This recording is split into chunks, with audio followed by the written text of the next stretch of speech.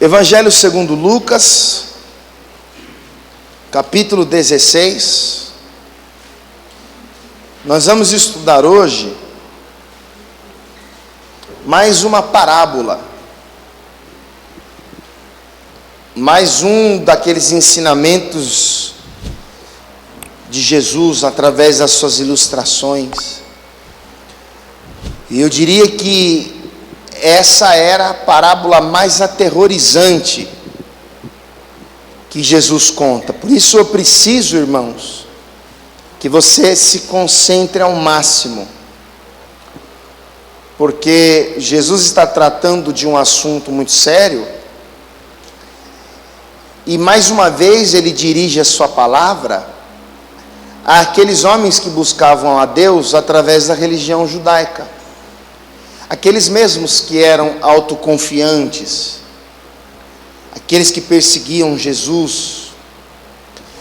E o que motiva Jesus a contar essa parábola é justamente o fato deles buscarem a Deus pela motivação errada. Jesus estava falando com os discípulos, ensinando mais uma vez uma preciosa lição, alertando-o acerca dos perigos da avareza.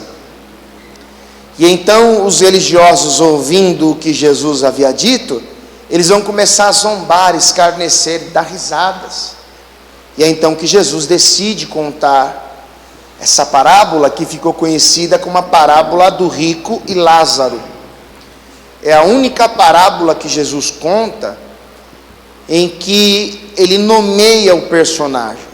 Então nós vamos fazer a leitura do texto, Lucas capítulo de número 16, e nós vamos então tirar algumas lições daqui. Capítulo 16, eu quero ler toda a parábola, partindo do versículo 19 até o versículo de número 31. Todos acharam? Lucas 16, versículo 19 diz assim: Ora, havia um homem rico, e vestia-se de púrpura e de linho finíssimo, e vivia todos os dias regalada e esplendidamente. Havia também um certo mendigo chamado Lázaro, que jazia cheio de chagas à porta daquele, e desejava alimentar-se com as migalhas que caíam da mesa do rico, e os próprios cães vinham lamber-lhes as chagas. E aconteceu que o mendigo morreu, e foi levado pelos anjos para o seio de Abraão. E morreu também o rico, e foi sepultado. E no Hades ergueu os olhos, estando em tormentos, e viu ao longe Abraão e Lázaro no seu seio. E clamando disse: Abraão, meu pai, tem misericórdia de mim, e manda Lázaro que molhe na água a ponta do seu dedo e me refresque a língua, porque estou atormentado nessa chama. Diz, porém, Abraão: Filho, lembra-te de que recebeste os teus bens em tua vida, e Lázaro somente males, e agora este é consolado e tu atormentado. E além disso está posto um grande abismo entre nós e vós, de sorte que os que quisessem passar daqui para vós não poderiam, nem tampouco os de lá passar para cá. E ele disse: Rogo-te, pois, ó pai, que o mandes para a casa do meu pai, pois tenho 5 irmãos, para que lhes dê testemunho, a fim de que não venham também para este lugar de tormento. Disse-lhe Abraão: eles têm Moisés e os profetas, ouçam-nos. E disse ele: Não, Abraão, meu pai, mas se algum dos mortos fosse ter com eles, arrepender-se-iam. Porém Abraão lhe disse: Se não ouvem a Moisés e os profetas, tampouco acreditarão ainda que algum dos mortos ressuscite. Perceba, Jesus apresenta 2 homens com vida na terra, um rico e um mendigo. Os 2 morrem. E aí Jesus vai mostrar nessa ilustração que ele conta, como vai ser a vida após a morte do rico, o consolo que aquele mendigo recebe.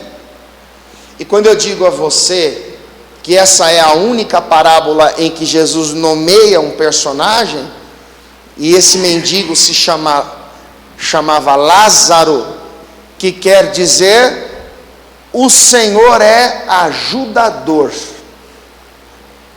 O Senhor é aquele que auxilia, o Senhor é aquele que ajuda.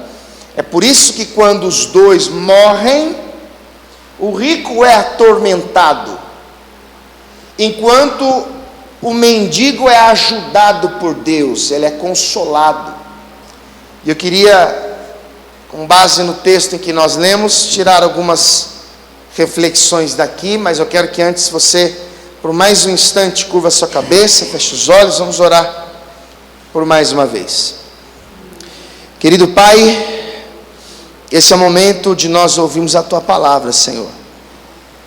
E eu coloco a minha vida nas Tuas mãos, pedindo que o Teu Espírito Santo fale ao meu coração, ao coração dos nossos irmãos aqui presentes, como também a cada uma das pessoas que ouvirem esta pregação pelo canal no YouTube, pelas redes sociais, que o Senhor cumpra todos os propósitos, ó Pai, que o Senhor tem a realizar através desta mensagem. Que assim seja feito, em nome de Jesus, amém.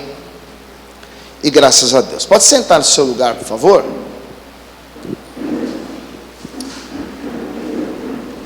Mais uma vez, Jesus querendo ensinar lições preciosas acerca do reino, ele conta uma parábola, e em mais uma ocasião,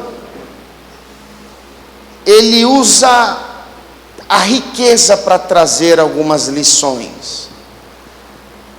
Mas antes de nós entrarmos na parábola, eu queria te fazer pensar numa coisa. Deus, Jesus, Ele não está confrontando a riqueza. Jesus não está fazendo uma apologia à pobreza, querendo ensinar que o homem tem que ser pobre, ele tem que ser miserável. Não. A ideia dele não é fazer uma crítica àqueles que têm um certo poder aquisitivo. Se você olhar para o livro de Gênesis, e você deve ter percebido isso nas últimas semanas, no capítulo 12, no versículo 1 ao 3, Deus chama Abraão e diz: sai da sua terra, da sua parentela, da casa dos teus pais, vai para a terra que eu vou te mostrar, e eu vou te abençoar. No capítulo 13, versículo 2, o texto diz que ia Abraão muito rico em gado, em ouro e em prata. E a pergunta é: quem enriqueceu Abraão? Foi Deus. Quando você lê o capítulo 26 de Gênesis, na altura do versículo 12, o texto diz que Isaac semeou naquela terra e colheu naquele mesmo ano 100 vezes mais, porque o Senhor o abençoava, e o texto mostra na sequência que Deus ia engrandecendo Isaac, enriquecendo Isaac. Quando você lê Gênesis capítulo 31, o abençoado da vez é Jacó. Então perceba, Deus enriqueceu Abraão, enriqueceu Isaac, enriqueceu a Jacó, e o Salmo 35, versículo 27 diz que Deus ama a prosperidade dos seus servos. Então a questão não é a riqueza, você concorda?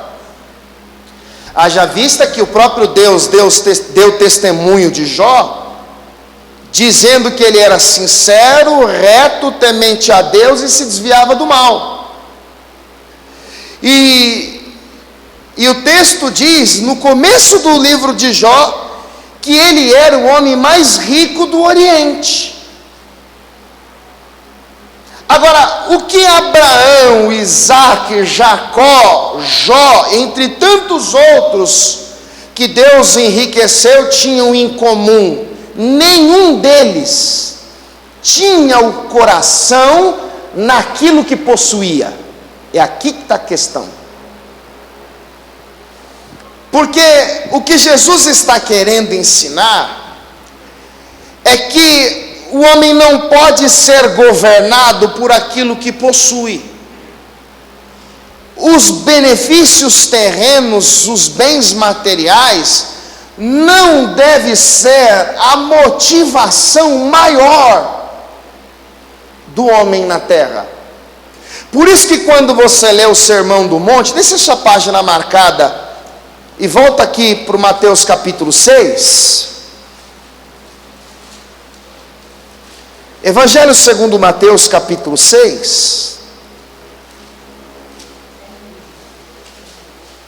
A intenção de Jesus, como de costume, é alertar os seus ouvintes acerca dos perigos que a riqueza pode oferecer. Quando você lê, por exemplo, a primeira carta de Paulo a Timóteo, capítulo 6, versículo 9, Paulo vai dizer que os que querem ser ricos caem em ciladas, em tentações loucas e nocivas que submergem o homem à perdição e ruína.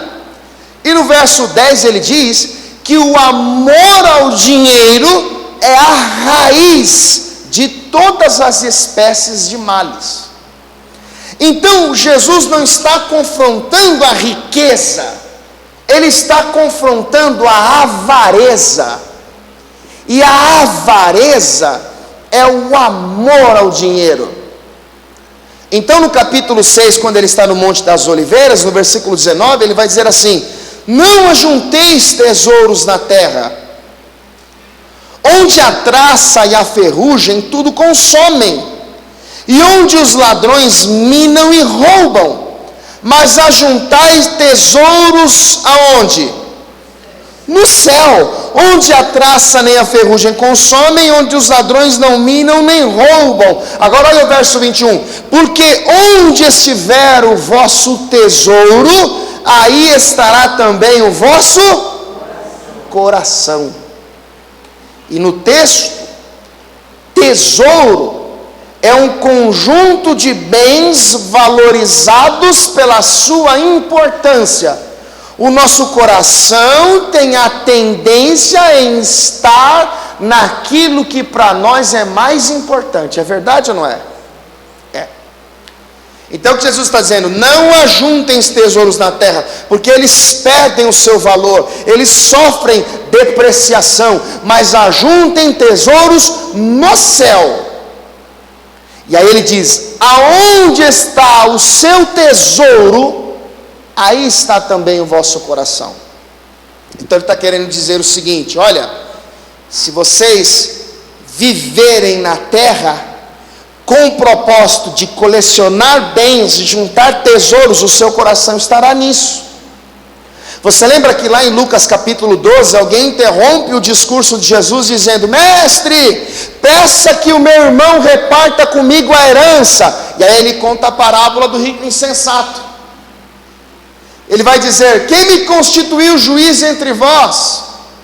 Acautelai-vos e guardai-vos da avareza, porque a vida de qualquer não consiste na abundância daquilo que possui. Em outras palavras, Jesus está querendo ensinar que no seu reino o homem não é valorizado de acordo com as suas posses, com aquilo que tem. Aí ele conta a parábola dizendo que havia um homem que tinha um campo muito grande, que havia produzido em abundância, mas esse camarada está inquieto, porque ele quer mais, ele deseja mais. Então ele diz: eu já sei, eu vou derrubar tudo isso aqui, e aí eu vou edificar celeiros maiores, e aí eu vou plantar e colher, e terei muitos bens para muitos anos. E aí eu vou dizer para minha alma: alma, já tens em depósitos tanta coisa, mas para tanto tempo, que agora é hora de comer, descansar, folgar. E aí Jesus conclui a parábola dizendo: louco, essa noite você vai morrer, e o que você tem preparado vai ficar para quem? Assim é a vida daquele que para si ajunta tesouros, mas não é rico para com Deus. Então Jesus está querendo mostrar que essa desenfreada busca por posses, por realizações pessoais, ela pode ser perigosa. Tanto que, sendo Ele Senhor, Ele vai chamar a riqueza de Senhor. Observe o que está escrito no versículo de número 24. Ninguém pode servir a dois senhores, porque ou há de odiar um e amar o outro, ou se dedicará a um e desprezará o outro. Não podeis servir a Deus e a Mamon. Em algumas versões já está transliterado: não podeis servir a Deus e as riquezas. Agora preste atenção, Jesus é o Senhor, e Ele está chamando a riqueza de Senhor, mostrando que assim como Ele, sendo Senhor, exerce um senhorio, um governo sobre a vida do homem, a riqueza também tem esse poder de governar a pessoa, de controlar a pessoa, de manipular a pessoa. E aí Jesus está dizendo: ninguém pode servir a estes dois senhores. E aí talvez vocês tenham pensado: mas e agora, a quem eu sirvo? Aquele a quem você se dedica mais. É isso que Jesus está querendo ensinar. Você não pode agradar a Deus e agradar a riqueza ao mesmo tempo. Enquanto você se dedica a um, naturalmente você despreza o outro. Enquanto você despreza um, naturalmente você se dedica ao outro. Agora você deve parar e pensar que quando Deus fez o homem, Deus fez o homem à sua imagem e semelhança e deu a ele o poder de governar, de dominar os animais. Mas quando o pecado vem ao mundo, então agora o homem passa a ser dominado. Aquele que tinha governo sobre os animais, aquele que tinha o governo sobre os vegetais, quando cai, quando peca, então agora ele passa a ser governado. Por isso que hoje uma erva domina um homem, uma planta governa o homem, torna o homem escravo, através da bebida, através das drogas. E a ideia de Jesus é mostrar aquilo que Pedro escreveu na sua segunda carta, capítulo 2, versículo 19, que daquilo a quem o homem é vencido, ele se torna servo. Ou seja, aquilo que nos vence, exerce um governo sobre nós. Assim como num confronto entre reis, aquele que perde se submete ao governo daquele que o vence. Quando o homem ele é vencido pelo desejo do cigarro, ele se torna escravo do cigarro. Quando ele é vencido pela bebida, ele se torna escravo da bebida. Quando ele é vencido pela sensualidade, ele se torna escravo, servo da sensualidade. E o que Jesus está querendo ensinar com isso é, quando o homem ele vive a sua vida com o propósito de juntar tesouros na terra, então ele se torna escravo, servo de Mamon, da riqueza. Todo mundo entendeu isso aqui? Então é comum você olhar nos evangelhos Jesus fazendo esse tipo de alerta, porque Jesus sabia que a religião predominante, a religião judaica, as suas lideranças eram compostas por homens ricos, por homens que usavam a sua fé, a sua religião, como um modo de alcançar as suas realizações pessoais. Eles buscavam a Deus com o objetivo de alcançar aquilo que a terra tinha para oferecer. E aí vem Jesus pregando o Evangelho, dizendo em João 18,36, o meu reino não é deste mundo. Jesus em todo o tempo deixa bem claro que o seu propósito ao vir a essa terra, como diz Mateus 1,21, é salvar os homens dos seus pecados. E então por várias vezes ele fala às multidões, aos discípulos, acerca dos cuidados que eles deveriam ter em relação à avareza, que o homem deve juntar tesouros no céu. E enquanto os religiosos viviam a fé, como aquele jovem de Marcos capítulo 10, que vai até Jesus dizendo, bom mestre, o que eu devo fazer para herdar a vida eterna? E aí Jesus diz, você deve guardar os mandamentos. Mas isso eu faço desde a minha infância. Mas falta uma coisa para você, pega o que você tem, os seus bens, as suas posses, vende, dá aos pobres, e aí você vai ter um tesouro no céu. Jesus disse para ele, não é parábola não, Jesus disse para ele. E aí o que ele faz? Contrariado, triste, ele não gostou do que ouviu, então ele, contrariado, ele começa a se afastar da presença de Jesus, porque apesar de dizer que queria a vida eterna, o seu coração estava naquilo que ele possuía. Assim como todos os religiosos que discordavam do discurso de Jesus, combatendo a avareza que havia no coração dos religiosos, aquele jovem, ele se retirou triste, exatamente como os religiosos ficavam. Nós começamos a leitura numa parábola, onde Jesus apresenta um personagem que era rico, que foi condenado. Agora a questão passa a ser, por que Jesus contou essa parábola? Eu quero que você volte para Lucas capítulo 16. Evangelho segundo Lucas capítulo 16. Jesus havia contado a parábola do mordomo infiel. E na parábola do mordomo infiel, ele apresenta um servo que administrou de maneira leviana os recursos do seu senhor. E como deveria prestar conta, ele ficou aterrorizado porque ele agiu de má fé, ele enriqueceu de maneira ilícita.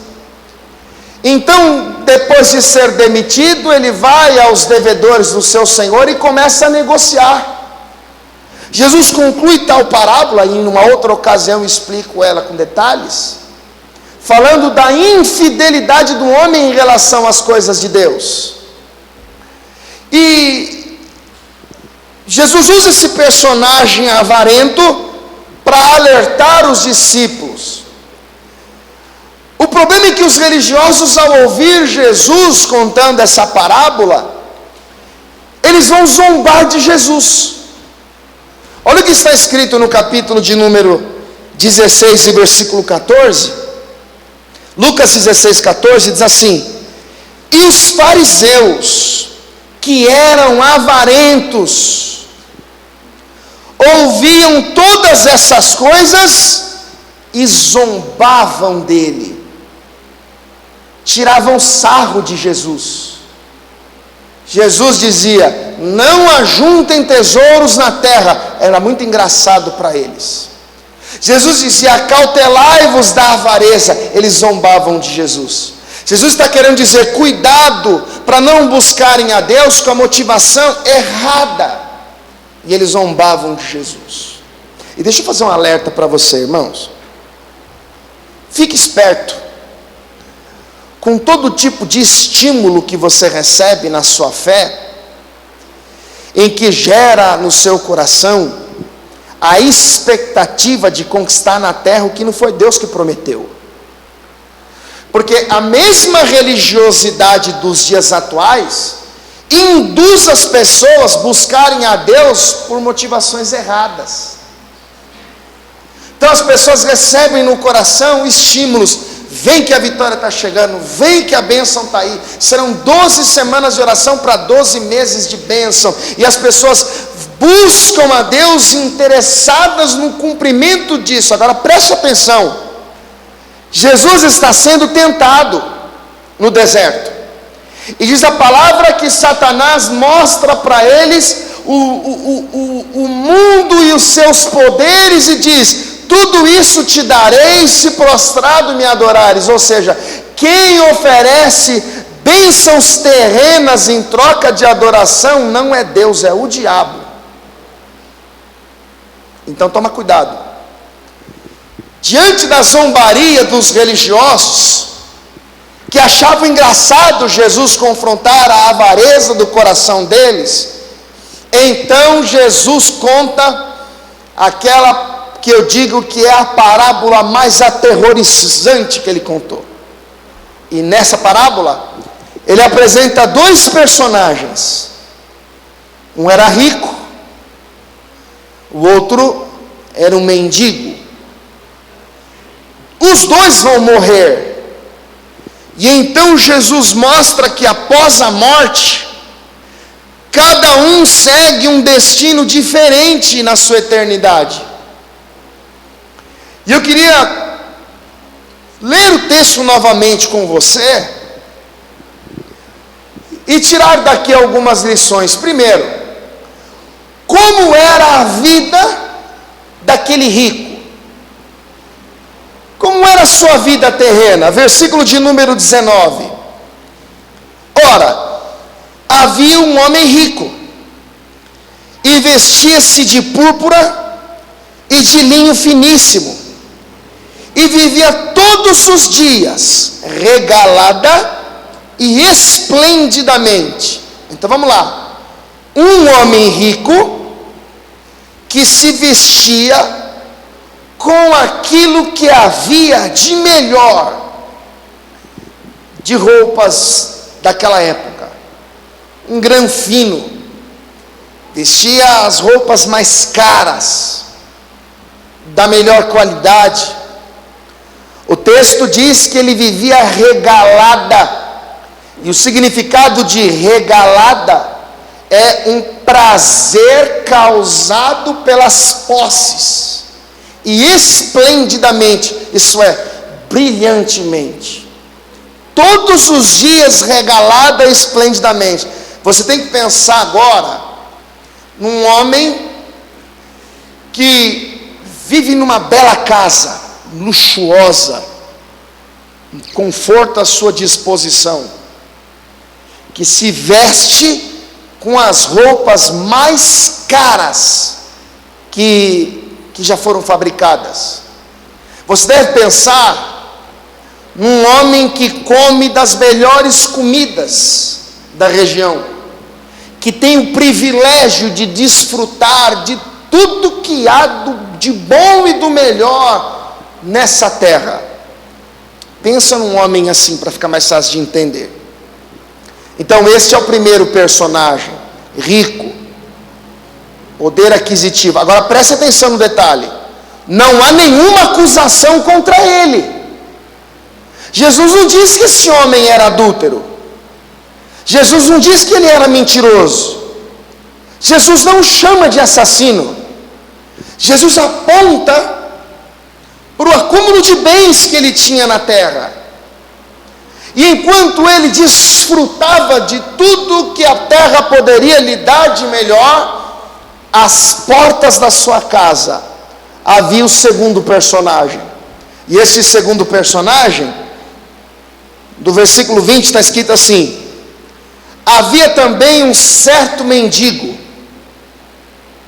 chamado Lázaro, que jazia cheio de chagas à porta daquele, e desejava alimentar-se, com as migalhas que caíam da mesa do rico, e os próprios cães vinham lamber-lhes as chagas.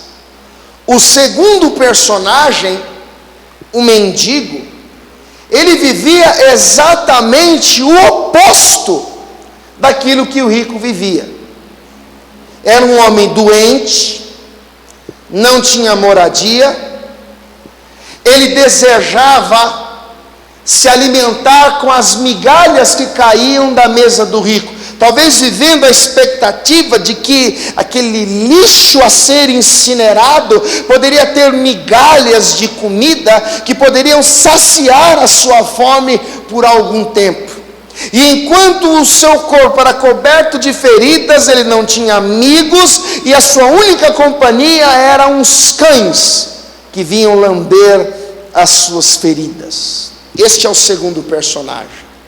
Pensa numa pessoa sem moradia, vivendo uma humilhação constante, dependendo da solidariedade de um rico que o desprezava, e como se não bastasse tamanha miséria, ele ainda era doente. Dois homens em situações opostas, dois personagens vivendo extremos diferentes. Agora acompanhe comigo o versículo de número 22. Diz assim: e aconteceu que o mendigo morreu, e foi levado pelos anjos para o seio de Abraão. Aquele mendigo morreu, e talvez era até esperado que ele morresse, porque não tinha moradia, se alimentava mal, ficava exposto a toda sorte de contaminação, poderia pegar repentinamente uma pneumonia, uma leptospirose, ou qualquer doença no meio daquela situação que vivia. Então ele morre, e quando ele morre, ele é consolado.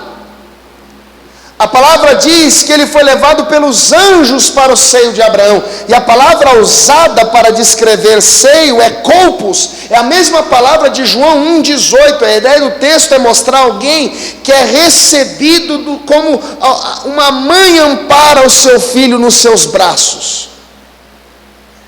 Aquele moço que passou uma vida de humilhação, de dependência, de sofrimento, de limitações, quando ele morre, ele é consolado pelos anjos.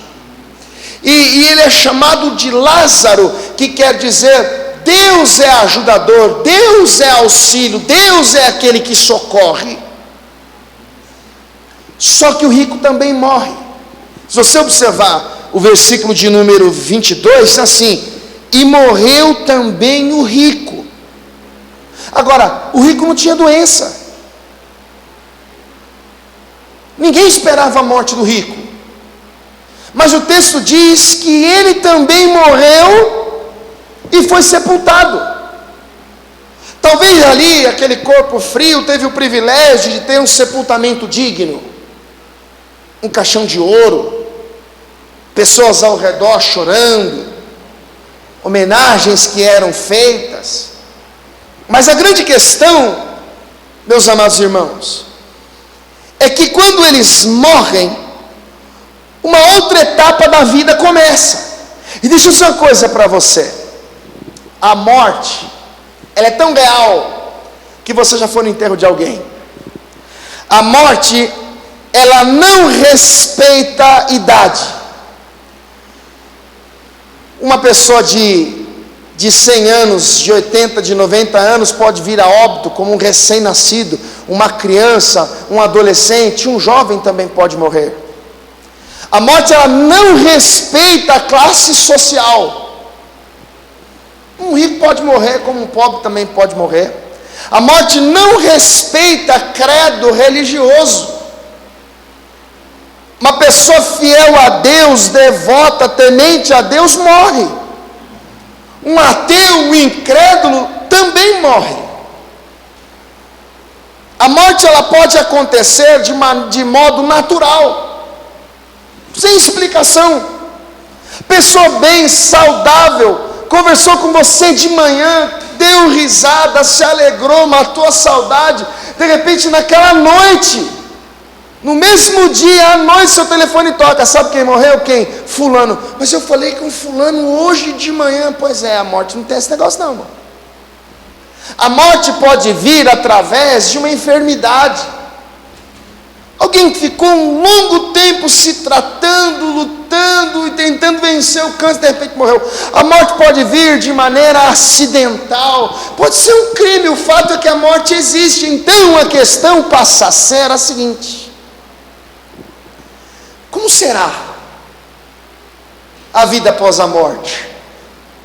Eu preciso que você entenda desde já que a motivação de Jesus ao contar essa parábola não é revelar mistérios da eternidade, mas sim confrontar a avareza.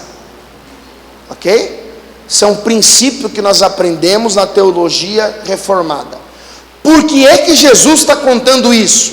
Porque ele está querendo ensinar mistérios da vida após a morte? Não, porque ele quer confrontar a avareza. Porém, o texto nos dá algumas ideias. O texto nos faz pensar alguma coisa.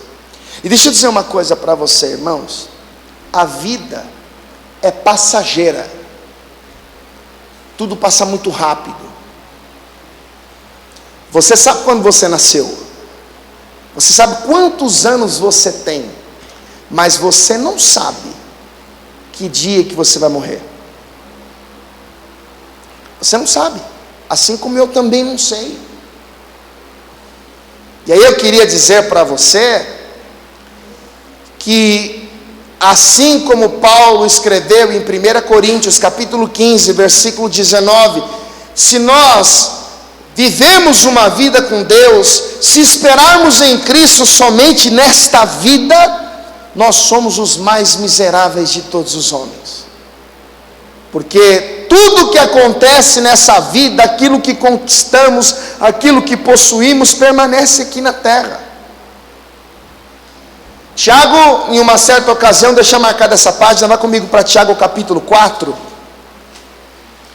E eu quero ler com você o que está escrito no versículo 13.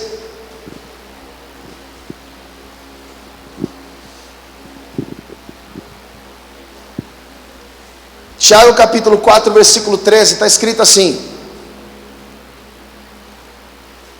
Eia agora, vós que dizeis, hoje ou amanhã, iremos a tal cidade, e lá passaremos um ano, e contrataremos e ganharemos. Perceba, Tiago está confrontando alguém que faz planos para o futuro, dizendo que vai para uma tal cidade, dali um tempo, vai fazer negócios, contratar, ganhar, lucrar. Aí no versículo 14 ele diz assim, ó: digo-vos que não sabeis o que acontecerá amanhã. Porque que é a vossa vida? O que é a vida? Aí ele diz, é um vapor, uma névoa, uma neblina, que aparece por um pouco e depois desaparece. Tiago usa essas palavras para dizer que a vida é passageira, que tudo passa muito rápido. Moisés, no Salmo 90, versículo 10, ele diz que a duração de uma vida é de 70. Alguns, por causa da sua robustez, chega aos 80, mas o que passa disso é canseira e enfado.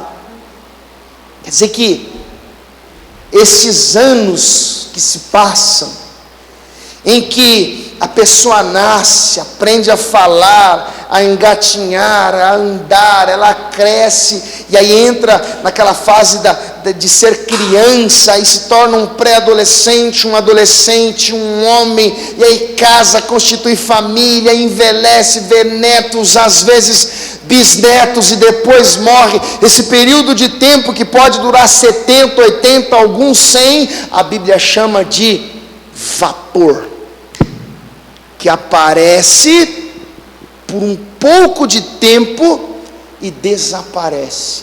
E aí, irmãos, presta atenção, é exatamente nesse curto espaço de tempo que o homem tem para resolver a questão da eternidade.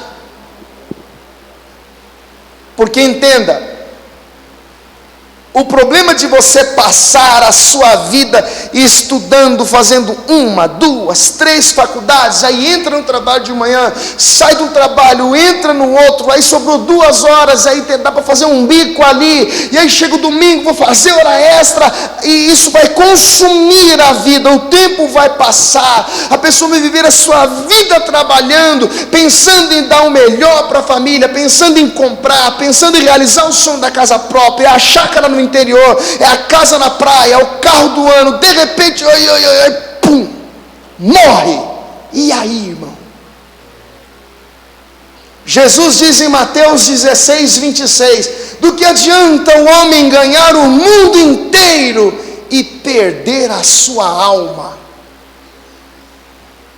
Do que adianta passar a vida trabalhando de noite, 12, 15 horas, finais de semana, e faz bico aqui, e trabalha ali, e de repente adoece, morre. E o pior, irmãos, sem Deus. O que Jesus mostra após a morte do rico é algo aterrorizante. Eu quero que você volte lá para Lucas capítulo de número 16, Evangelho segundo Lucas capítulo 16,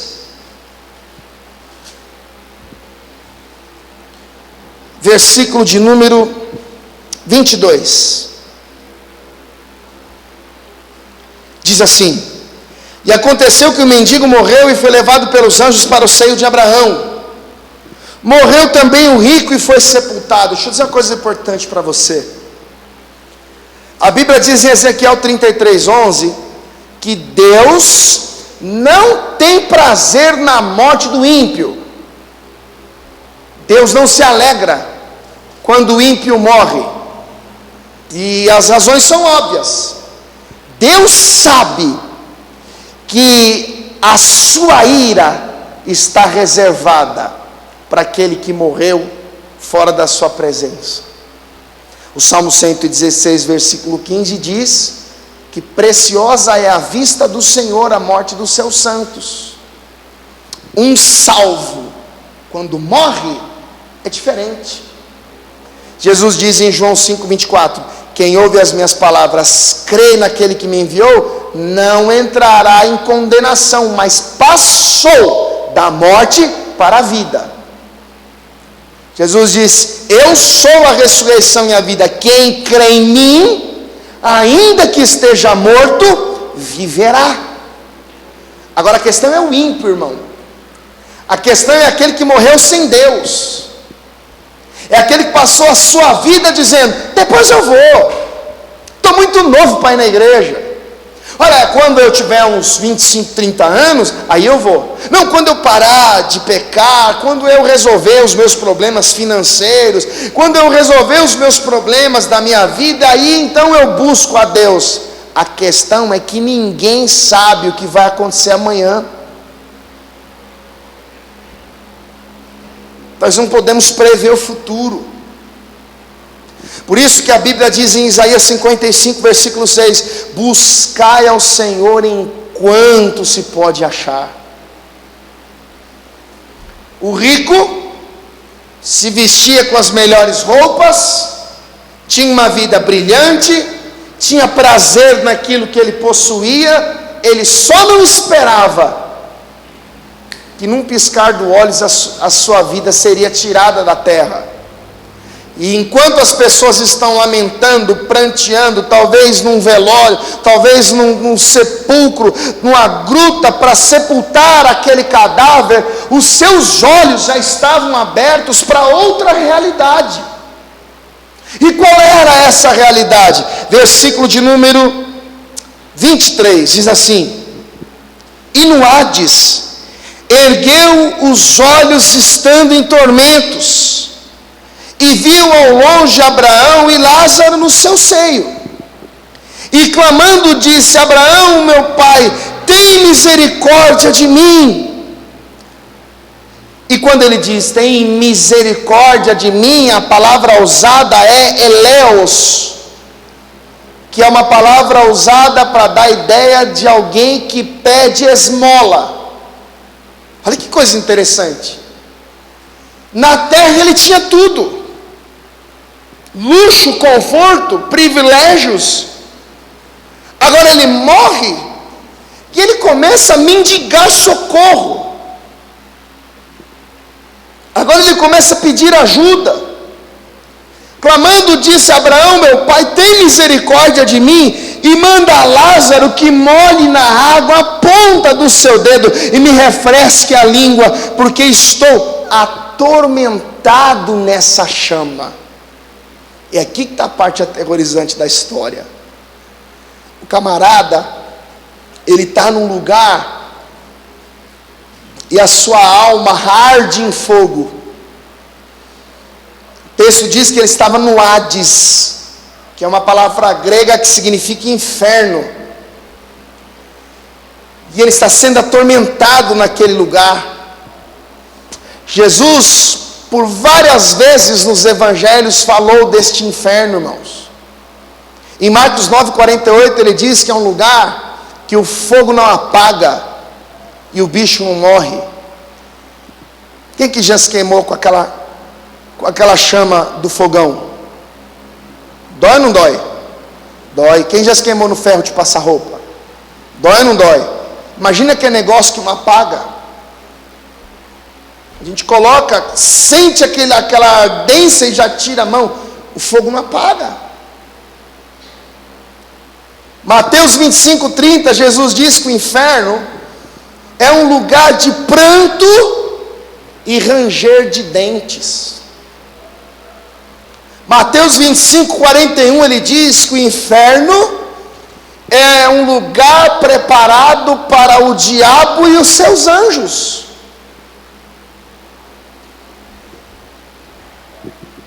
O Salmo 9, versículo 17, está escrito que os ímpios serão lançados no inferno, e todas as gentes que se esquecem de Deus. Presta atenção nisso aqui. Quem são os ímpios? Aqueles que vivem na prática da impiedade, aqueles que vivem sob o governo do pecado, aqueles que mentem, roubam, matam, prostituem, vivem na desonestidade, vivem uma vida distante de Deus, não se arrependeram das suas más obras. Estes serão lançados no inferno. Mas o texto diz também que todas as gentes que se esquecem de Deus, aquelas pessoas que ouviram o Evangelho, creram no Evangelho, tiveram uma certa experiência com Deus, mas não tiveram uma conversão genuína, serão lançados no inferno. Neste lugar onde o fogo não apaga, o bicho não morre, neste lugar preparado para o diabo e os seus anjos, neste lugar onde há pranto e ranger de dentes. Isso não é aterrorizante, irmãos? Agora, o curioso é que este rico, estando no inferno, estando no lugar de tormentos, agora ele começa a clamar. Agora ele começa a desejar mudanças. Agora ele já está numa condição de condenado. Presta atenção nisso aqui. Não há mais o que possa fazer. Todas as decisões em que deveriam ser tomadas em relação à eternidade, deveriam ser tomadas no período de tempo em que ele vivia na terra. E presta atenção nisso aqui, irmãos, porque enquanto temos vida no corpo, enquanto a nossa alma habita no corpo, é o período em que nós devemos tomar as decisões. É o período de tempo em que nós temos que reagir em relação à verdade do Evangelho. Depois que morre, já era. Não há mais o que possa ser feito. Então ele clama. Olha a resposta de Abraão, versículo 25. Lucas capítulo 16, versículo 25.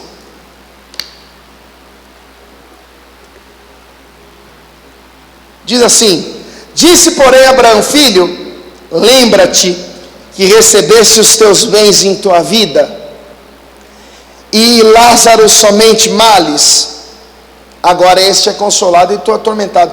Irmão, pensa nisso. Abraão, ouvindo o desespero daquele que estava sendo atormentado, vai dizer para ele: você lembra como você vivia cheio de amigos na tua casa e dava constantes festas? Se lembra das melhores roupas que você usava e do desprezo que você deu para as pessoas que te evangelizaram?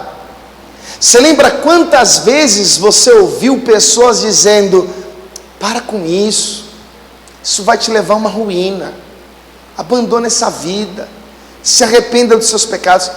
Ele está pedindo para ele lembrar, ou seja, a pessoa que está no lugar de tormento, irmãos, ela sabe que está lá, ela sabe quem foi. O texto sugere isso, eu acredito nisso.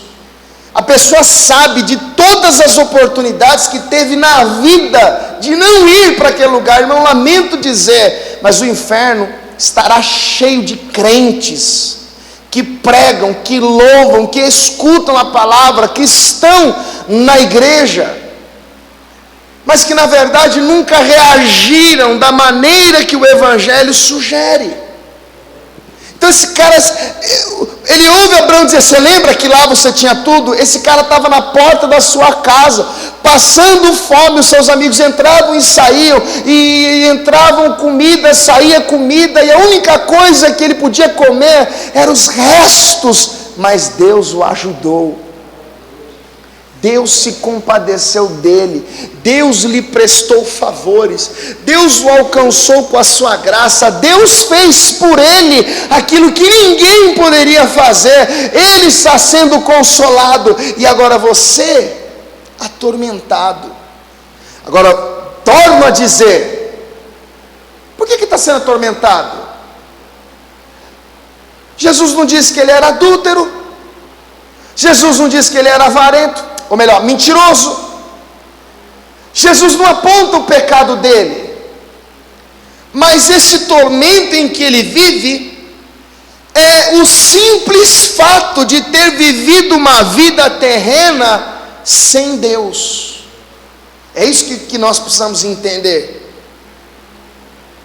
Agora a sua eternidade é uma realidade em que ele não pode mudar mais. Por isso que no versículo de número 26 está escrito assim: e além disso, está posto um grande abismo entre nós e vós, de sorte que os que quisessem passar daqui para vós não poderiam, nem tampouco os de lá passar para cá. Ou seja, você não pode mais sair daí, e nem Lázaro sai mais de onde está, porque uma vez que a pessoa morre, o seu estado eterno passa a ser a sua realidade, e não pode mais ser alterada.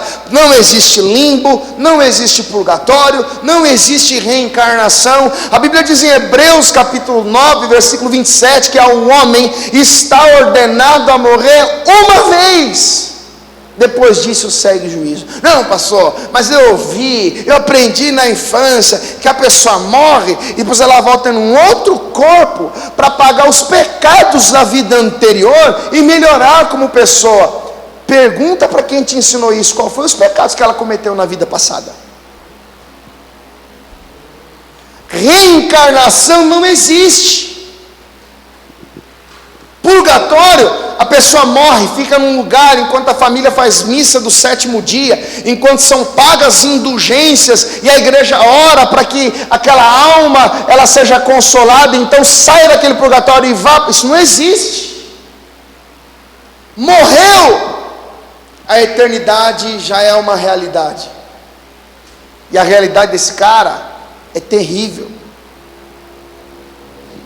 A vida poderia ter dado a ele, ou melhor, ele poderia, durante o período em que viveu na terra, deixado um pouco de se preocupar com as suas ambições, os seus caprichos, as suas vaidades, a sua avareza, e ter se preocupado um pouco mais com a sua alma, com a eternidade. Irmão, deixa eu dizer uma coisa para você.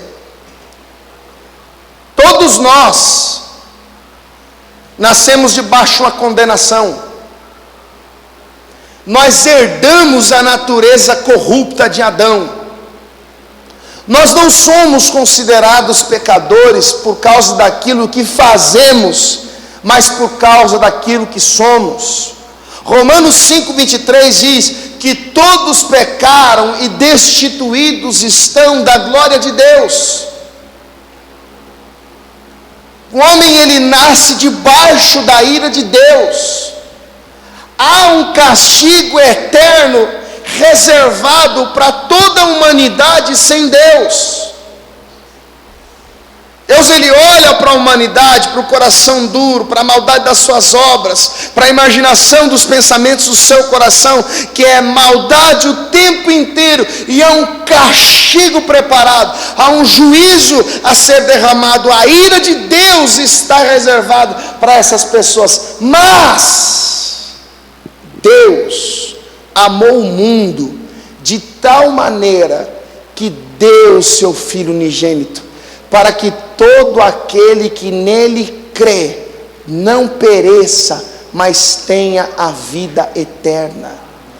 Deus enviou o seu Filho ao mundo, não para condenar o mundo, mas para que o mundo fosse salvo por ele. Quem nele crê será salvo, mas quem não crê está condenado.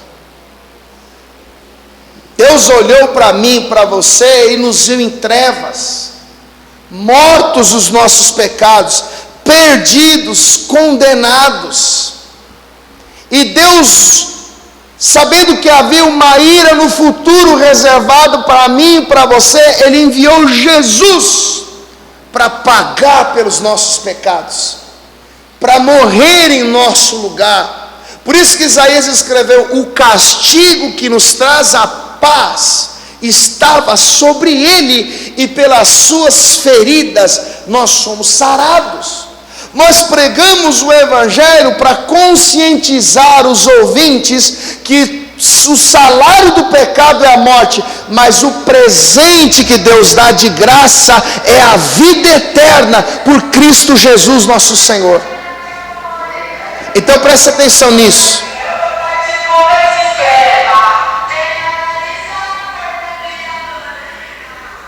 Então preste atenção nisso. Nós pregamos o evangelho para confrontar a consciência humana, para mostrar aos ouvintes que uma vida distante de Deus resulta em condenação, em morte, em juízo eterno. Por isso que o texto áureo da Bíblia, apesar de eu ter citado, eu quero ler com você, portanto vai comigo para João capítulo 3. João capítulo 3.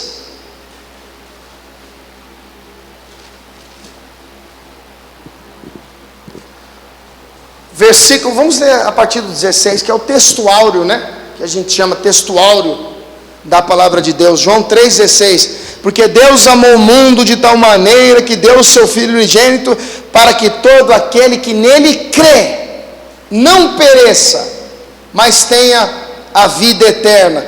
Porque Deus enviou o seu Filho ao mundo, não para que condenasse o mundo, mas para que o mundo fosse salvo por ele. Quem nele crê não é condenado. Presta atenção nisso. Quem acredita nele não é condenado. Romanos 8, versículo 1, Paulo diz assim: portanto, agora nenhuma condenação há para os que estão em Cristo. Quem nele crê? Crê no quê? Na sua obra, na sua redenção, na sua morte, na sua ressurreição, na sua ascensão, na sua vinda, no propósito da sua morte. Quem acredita não é condenado. Agora olha, mas quem não crê está condenado. Por isso que eu digo que há uma condenação. Quando você nasceu, você não cria. Uma vez que nós cremos, então não há condenação sobre nós. Agora, o que ele quer dizer com condenação? Está aqui, ó, versículo de número 19. E a condenação é esta: que a luz veio ao mundo, e os homens amaram mais as trevas do que a luz, porque suas obras eram más. Em que consiste a condenação? Deus apresentou o seu projeto, a sua obra. Você merece o inferno, você merece a condenação, mas eu fiz algo por você.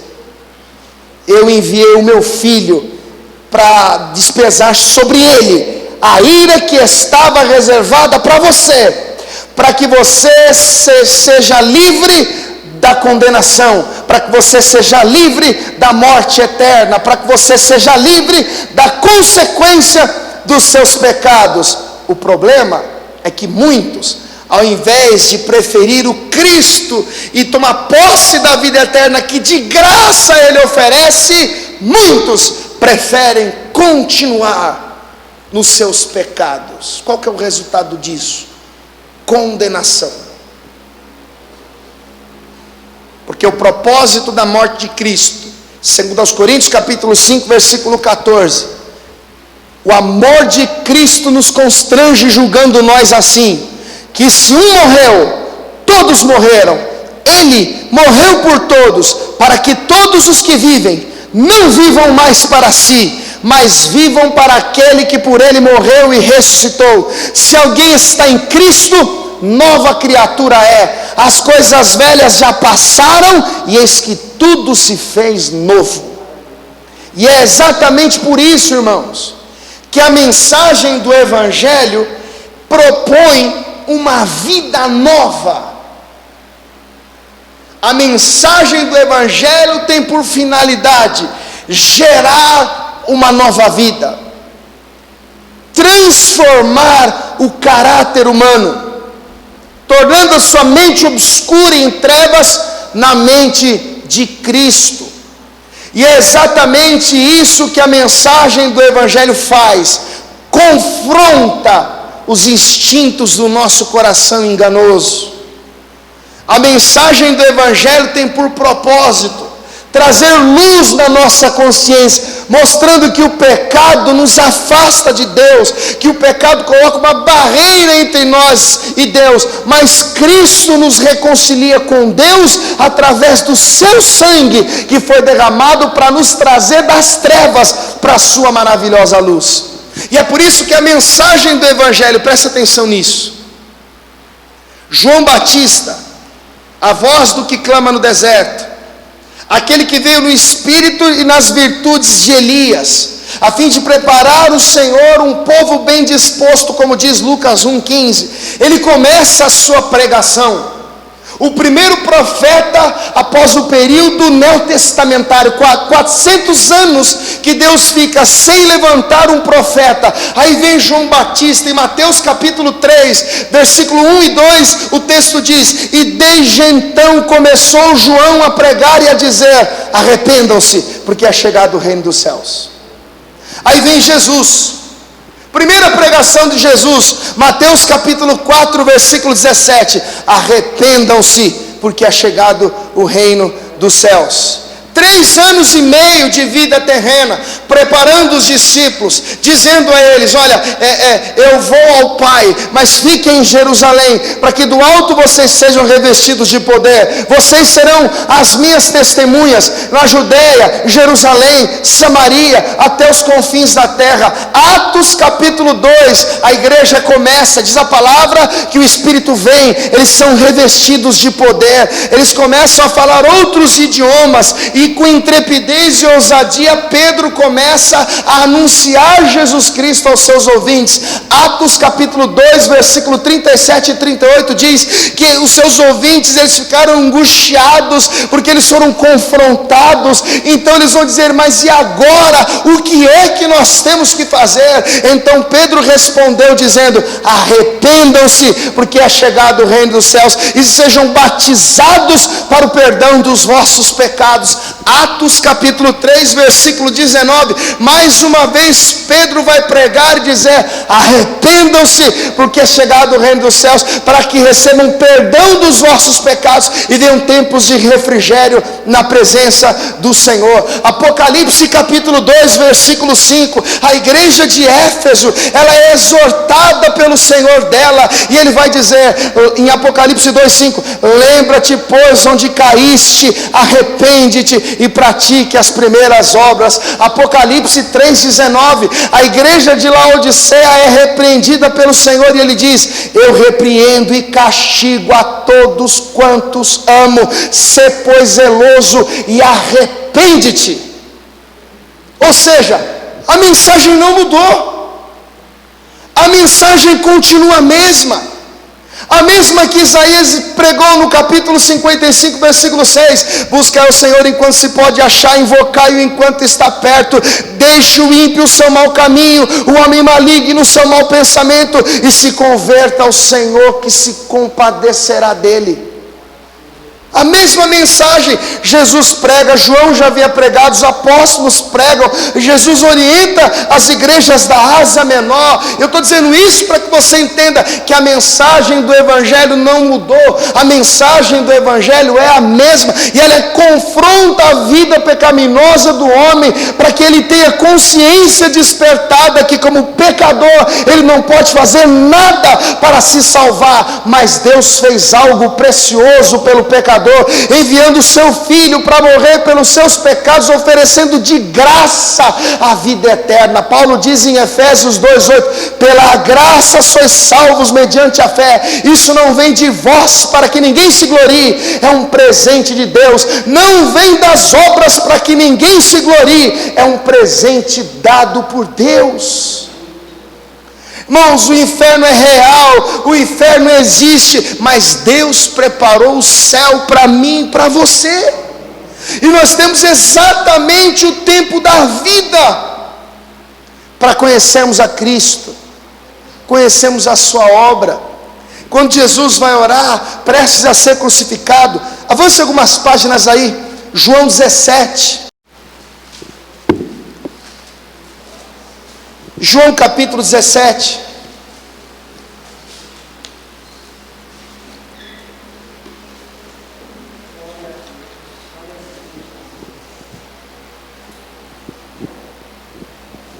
Jesus sabia que as próximas horas seriam difíceis, que aquela obra estava prestes a chegar no seu momento mais doloroso, pois ele seria levado aos tribunais, julgado de maneira desonesta, condenado, castigado. Ele entregaria sua vida, ao terceiro dia haveria de ressuscitar. Ele vai orar. João 17, versículo 1 diz assim: Jesus falou essas coisas, e levantando os olhos ao céu, disse: Pai, é chegada a hora, glorifica teu filho, para que também o teu filho te glorifique a ti, assim como lhe deste poder sobre toda a carne, para que dê a vida eterna a todos quanto lhe destes. Olha o versículo 3: e a vida eterna é essa, 2 pontos, que te conheçam a ti só, por único e verdadeiro, por único Deus verdadeiro, e a Jesus Cristo a quem enviaste. O que é a vida eterna? Conhecer a Deus como único Deus verdadeiro e a Jesus Cristo como aquele que foi enviado para nos dar de graça a vida eterna. Que te conheçam a ti só. Olha a importância de entender o Evangelho. O Evangelho não vem como uma caixinha de promessa, te oferecendo bênção não sei das quantas, te oferecendo milagre não sei em que área, te oferecendo benefícios não sei na onde. Não, querido. O Evangelho te oferece justamente aquilo que só Deus pode te oferecer, a salvação em Jesus Cristo. O problema é quando nós passamos a nossa vida correndo atrás das nossas coisas. O problema é quando nós passamos a nossa vida correndo atrás das nossas ambições, dos nossos sonhos, das nossas realizações pessoais, e não dá tempo de ir no culto, que é muito trabalho, não dá tempo de ir no culto, porque tem muita coisa para fazer, e não dá tempo de orar, porque afinal de contas o dia foi cansativo, e não tem tempo para estudar a Bíblia, porque eu estou cansado, eu já não entendo nada mesmo, e aí passa 1 ano, 2, 3, 10, 50, daqui a pouco a morte chegou sua hora, e a eternidade, meu querido, e a vida com Deus. As pessoas vão chorar, você vai estar dentro de um caixão, com as mãos juntas, com algodão aqui, aqui, aqui, vai ter um monte de gente se lamentando, chorando, seu corpo vai se desmanchar todinho, aí você vai estar vivo, ou para desfrutar da vida que você levou com Deus, com temor, em santidade, em devoção, ou para ser atormentado. Eu estou pregando o Evangelho para que você entenda que como pecador você precisa de um Salvador. Não há o que você possa fazer para ser salvo. A salvação Deus dá de graça, é um presente. O que você precisa é crer na mensagem do Evangelho, crer no Cristo de Deus, crer que Ele morreu no seu lugar para te salvar, se arrepender dos seus pecados e então ser batizado e ter uma vida nova.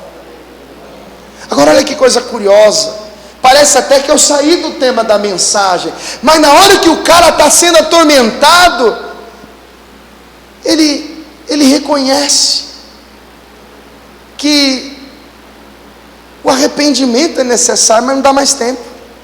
Vamos voltar lá para Lucas 16. Evangelho segundo Lucas capítulo 16.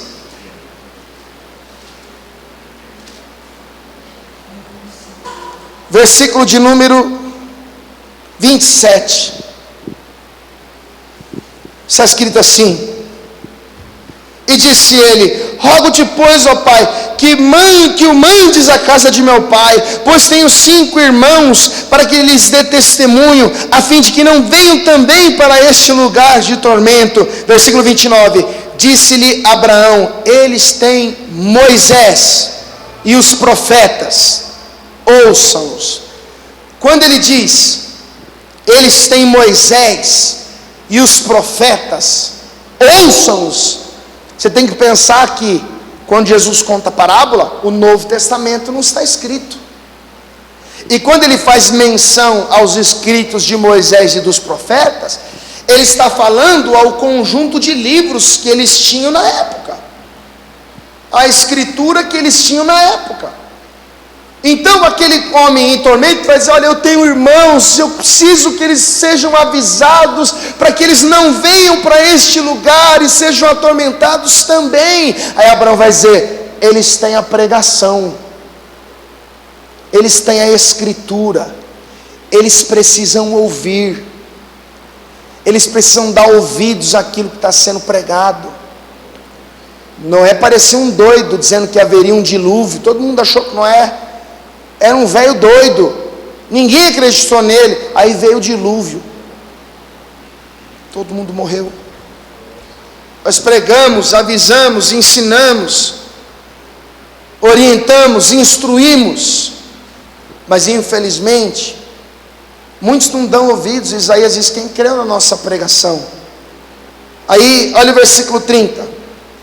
E disse ele: não, Abraão meu pai, mas se algum dos mortos fossem ter com eles, arrepender-se-iam.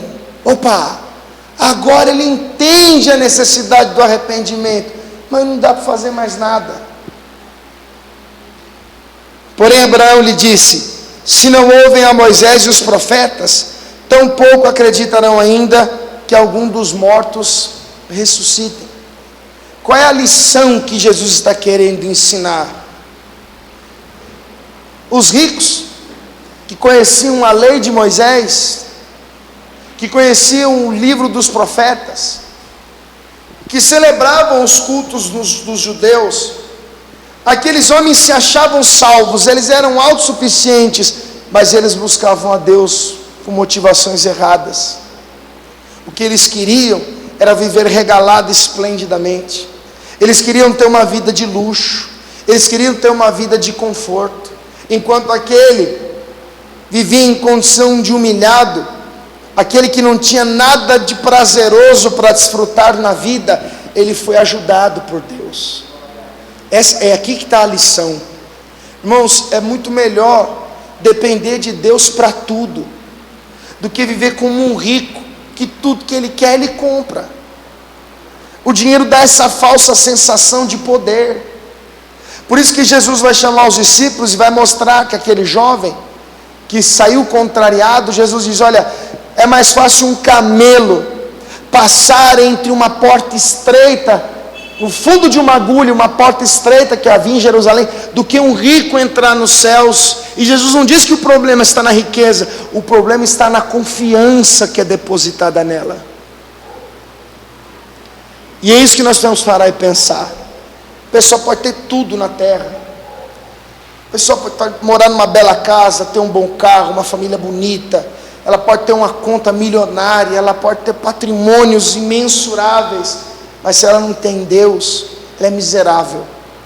E a eternidade está reservando períodos difíceis para ela.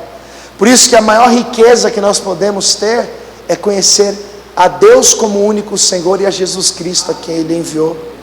Jesus está querendo mostrar que a graça de Deus nos basta. Não, pastor, mas sabe, é difícil, eu tenho 200 filhos, eu tenho que sustentar todos eles, por isso que eu tenho que trabalhar muito, por isso que eu tenho que fazer. Não, irmão, você pode querer justificar, mas Jesus, no Monte das Oliveiras, no capítulo 6 de Mateus, a partir do versículo 25, ele vai dizer: não andeis preocupados com coisa alguma, pelo que haveis de comer ou pelo que haveis de beber, e nem quanto ao vosso corpo, pelo que haveis de vestir. A vida de vocês é muito mais importante do que o que vocês comem. O corpo de vocês é muito mais importante do que a roupa que vocês vestem. Dá 2 exemplos. Olha para as aves do céu. Elas não plantam e nem colhem, e elas também não estocam alimentos. E Deus, o vosso Pai Celestial, as alimenta. Vocês não são mais importantes do que as aves? Olha para os lírios do campo, disse o Senhor, como eles crescem, eles também não trabalham. E eu vos digo que nem Salomão, o rei mais rico, se vestiu tão bem como os lírios do campo. Pois se Deus assim veste a erva do campo, que hoje existe, amanhã é lançada ao forno, não vos vestirá muito mais a vós, homens de pouca fé. Aí ele diz: não andeis, pois, inquietos, dizendo: o que comeremos, o que beberemos, ou com que nos vestiremos? Porque de todas essas coisas os povos sem Deus procuram. De certo o vosso Pai Celestial bem sabe de tudo que você necessita. Aí ele diz: mas buscai primeiro o reino de Deus e a sua justiça, e todas essas coisas vos serão acrescentadas. Jesus diz isso para acabar com a ansiedade do coração humano. Jesus diz isso para mostrar que o nosso dever, irmãos, não é andar à procura de luxo, conforto, de ter isso ou de ter aquilo. Não. O nosso dever é buscar a Deus em primeiro lugar. Tudo que nós conquistamos na terra vai ficar na terra, irmãos. Até esse corpo bonitinho que a gente cuida vai se desfazer. E o último estágio da nossa vida terrena vai determinar o curso da nossa alma na eternidade. Cuida da sua vida, cuida da sua alma. Você não sabe quando você vai morrer. Pode ser que você veja os seus tataranetos, mas pode ser que Deus te chame muito em breve. E o que vai O que vai ser fundamental para que esses dias sejam dias de alegria ou de tristeza é exatamente o que você tem vivido hoje. Vamos todos ficar de pé, por favor.